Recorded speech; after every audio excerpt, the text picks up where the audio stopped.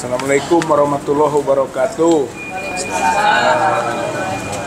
Kami dari TPUA yang juga disertai oleh beberapa aktivis telah mendatangi Bareskrim, khususnya Karo Wasidik, Bareskrim Mabes Polri. Tujuannya pertama adalah menanyakan tentang perkembangan surat yang dibuat oleh TPUA tanggal 26 Mei 2025 berkaitan dengan keberatan terhadap pengumuman Dirtipidum tentang penghentian penyelidikan kasus dugaan ijazah palsu Joko Widodo dan mengajukan usul serta mendesak agar diadakan gelar perkara khusus sebagaimana diatur dalam Perkapolri 6 tahun 2019, bahwa gelar perkara khusus itu ada sebagai satu mekanisme kalau pihak berkeberatan atas penghentian penyidikan ataupun keputusan penyelidik. Dalam hal ini Dirtipidum. Nah, kami membuat surat memohon perkembangan, informasi perkembangan dari apa yang telah disampaikan oleh TPUA itu, dan juga menambah bukti baru. Bukti baru yaitu semacam bantahan lah terhadap konten yang telah dikemukakan oleh Dirtipidum pada tanggal 22 Mei yang lalu itu, yang menghentikan penyelidikan dugaan ijazah palsu Joko Widodo tersebut, gitu. Jadi intinya seperti itu. Dan ternyata pada hari ini pihak Karo Wasidik itu sudah memberi jawaban, itu kan, bertanggal 4 Juni 2025, berarti beberapa hari yang lalu ya. Yang intinya adalah surat pemberitahuan perkembangan penanganan Dumas. Gitu. Jadi surat kita tanggal 26 Mei yang lalu dijawab, gitu kan, bahwa jawabannya ada pemberitahuan secara tertulis tanggal 4 Juni 2025. Yang intinya sebetulnya poin intinya adalah mungkin poin 2 lah. Poin satunya rujukan, yaitu sehubungan dengan rujukan di atas, dengan ini diberitahukan bahwa Biro Wasidik Bareskrim Polri telah menerima surat pengaduan saudara dan akan ditindaklanjuti sesuai peraturan perundang-undangan yang berlaku. Gitu. Jadi surat kita ditindaklanjuti ya, sesuai peraturan perundang-undangan yang berlaku. Nah, kemudian bahwa dia menyatakan atau surat ini menyatakan berkaitan hal tersebut ditegaskan surat ini hanya pelayanan pengaduan masyarakat, bukan untuk kepentingan peradilan. Saya kira ini konteks yang wajar-wajar saja, gitu kan. Kemudian poin berikut yang paling penting, dalam rangka mendukung pelaksanaan reformasi birokrasi Polri, bahwa saat ini Biro Wasidik Bareskrim Polri sedang melakukan pembangunan zona integritas menuju wilayah bebas dari korupsi dan wilayah birokrasi bersih dan melayani, yang bertujuan untuk meningkatkan efektivitas dan efisiensi kinerja, membangun budaya kerja anti korupsi, serta memberikan pelayanan publik yang berkualitas. Saya kira poin ini akan menjadi juga dasar ataupun tagihan juga dari TPUA atas janji menindaklanjuti dari surat kita. Dan dengan begitu kita sangat berharap betul kalau peraturan yang dijadikan landasannya, peraturan memberi peluang adanya gelar perkara khusus. Dengan begitu kita harapkan bahwa dugaan ijazah palsu Joko Widodo itu dapat digelar secara transparan, terbuka, sehingga masyarakat, rakyat, bangsa Indonesia bisa tahu pada hasilnya tentang dugaan tadi asli atau palsu. Dengan begitu kita bisa menuntaskan persoalan ini, dan kalaupun nanti ditindaklanjuti ke peradilan, ke pengadilan, maka tindak lanjut itu berdasar pada putusan yang transparan, yang akuntabel, yang dapat dipertanggungjawabkan kepada publik. Jadi bukan secara sepihak. Itulah ruang yang kita sebut dengan gelar perkara khusus. Harapannya dengan adanya pemberitahuan awal ini, mungkin nanti ada pemberitahuan berikutnya sampai kepada kesimpulan bahwa harapan tuntutan kita agar adanya gelar perkara khusus itu bisa dilaksanakan. Dan dengan demikian nantinya bisa ditindaklanjuti ke proses berikutnya. Berarti penghentian penyelidikan itu harus dianulir. Dan gejala penganuliran itu melalui proses pemberitahuan seperti ini.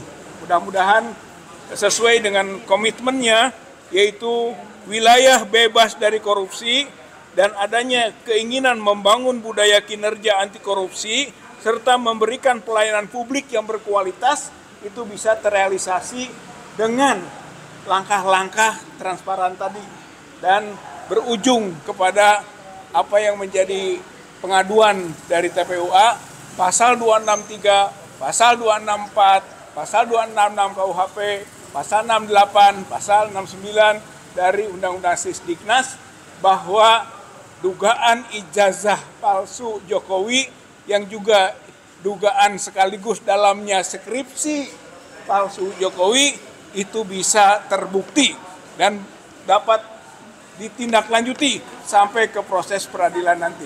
Saya kira inilah momentumnya, inilah tantangannya, inilah duel hukum, gitu, bahwa apakah Jokowi mampu membuktikan ijazahnya dan skripsinya asli, atau kita rakyat masyarakat bangsa Indonesia bisa juga membuktikan bahwa ijazah dan skripsi Joko Widodo palsu. Dengan begitu maka kita bisa mendapat jawaban final atas keraguan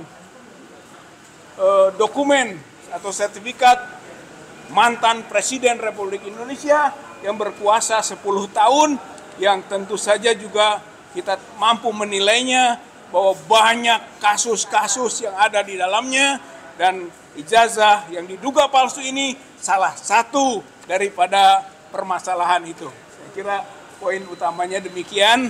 Ya, mudah-mudahan pihak Karo Wasidik terus bergerak ya, untuk menindaklanjuti pengaduan dari TPUA tersebut. Terima kasih. Assalamualaikum warahmatullahi wabarakatuh. Saya kira Pak Sri Bintang.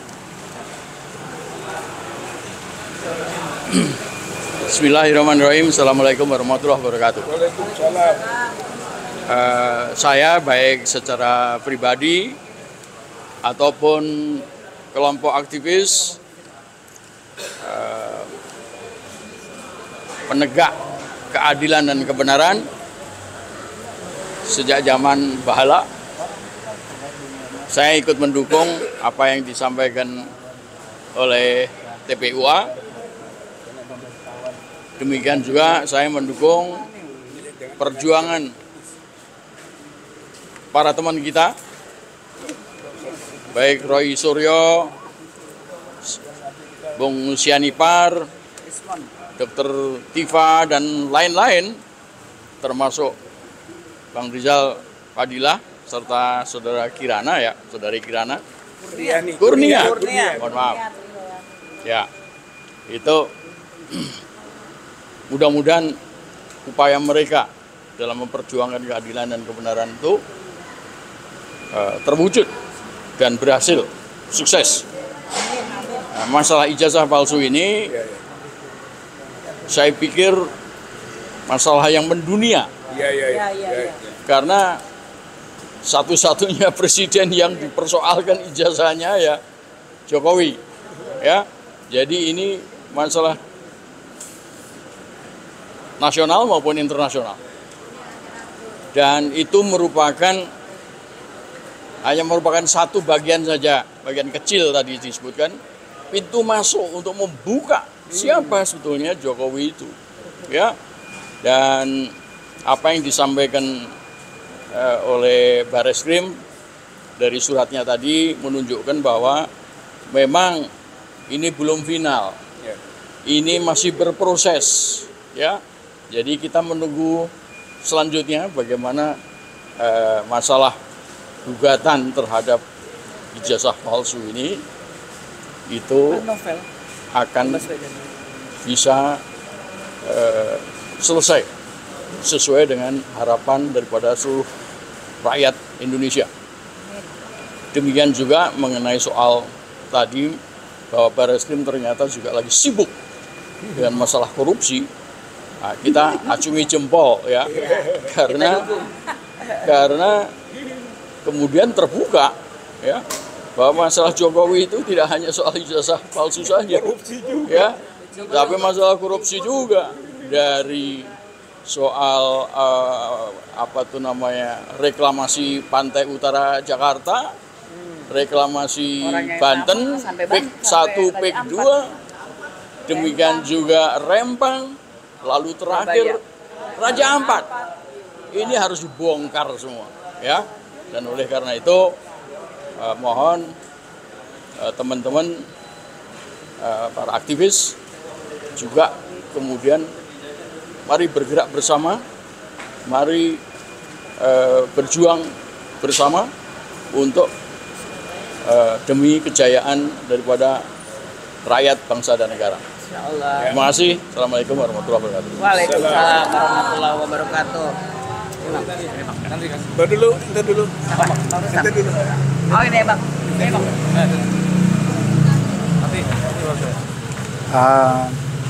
Saya hanya menambahkan apa yang diterima oleh Mas Rizal Fadila siang ini patut kami memberikan apresiasi kepada pihak kepolisian bahwa ada wajah humanis yang ditampilkan oleh polisi hari ini sesuai dengan slogan mereka, to serve and protect. Artinya mereka menjamin, pertama, memastikan di lingkungan Polri tidak ada lagi di kemudian hari terjadinya praktek korupsi. Itu yang pertama.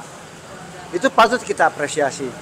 Yang kedua, mengenai surat atau permintaan dari TPUA, ini juga menunjukkan bahwa kepolisian tidak menghentikan kasus ini. Tetap akan diproses, hanya dimintakan TPUA bersabar. Karena ada kondisi tertentu yang sedang dialami oleh Kepolisian Republik Indonesia. Namun saya mau juga menambahkan, di dalam negara hukum, ya, apa yang terjadi hari ini, kalau bisa saya katakan telah terjadi judicial disarray. Nah, dalam judicial disarray ada prinsip-prinsip negara hukum yang harus kita lakukan. Pertama, apa yang kita kenal dengan supremacy of law, ya kan? Jadi apa yang terjadi hari ini menyangkut dugaan ijazah palsu Jokowi ini sudah bergulir dengan sangat baik. Ya, kepolisian menanggapi baik yang dilakukan oleh TPUA maupun apa yang dilakukan oleh Jokowi sebagai pelapor. Ya, tapi dalam negara hukum, saya mau memberikan analogi aja yang paling sederhana. Ketika kita mengatakan bahwa ijazah itu dokumen privat atau dokumen publik, ya kan, Bang Rizal? Sama seperti kita mau menginap di hotel syariah. Kalau pakai dalil actori incumbio probatio, masa pihak hotel yang harus memastikan dengan dalil tadi bahwa surat nikah itu harus dia yang buktikan, bukan si pemegang surat nikah. Ini kan lucu. Dan dokumen ijazah, surat nikah, KTP itu bukan dokumen privat, bukan. Dia kapan saja bisa diminta dibuka. Kita mau pinjam online aja, Bang, ya, itu harus dibuka dimintakan KTP kita. Ini kok ada gugatan dari warga masyarakat menyangkut dugaan ijazah palsu pakai dalil yang tadi saya katakan di depan, actori incumbit probatio. Ini hubungan yang kontraktual dan itu hukumnya hukum perdata, bukan pidana. Kewajiban membuktikan adanya dugaan ijazah palsu itu bukan pada yang mendalilkan, Dua pihak. kalau dalam hukum pidana yang wajib membuktikan itu dua jaksa penuntut umum, bukan Bang Rizal dan kawan-kawan. Ini ngawur ini, ya kan? Jadi saya nggak mau berpanjang-panjang. Sebenarnya apa yang kita alami hari ini, kalau dalam bahasa hukumnya itu devil advokat. Perdebatannya agak penting. Nah sekarang kita harus buktikan bahwa negeri ini menuju kepada yang sejatinya sebagai Rechtsstaat. Ya, biarkan berproses semua ini. Polisi harus jujur, fair, adil, punya kapasitas untuk kemudian mengembangkan perkara ini dengan seterang-terangnya. Agar rakyat dan negeri ini patuh terhadap hukum. Terima kasih. Dan terakhir, sebagai aktivis pro-demokrasi, saya juga salah satu aktivis 98 yang memimpikan negeri ini menjadi negeri yang baik dengan hukum yang dijalankan setegak-tegaknya dan seadil-adilnya terhadap siapapun, even dia mantan presiden. Kalau perlu presidennya juga, ya kan? Demikian, terima kasih. Yuk. Pak namanya?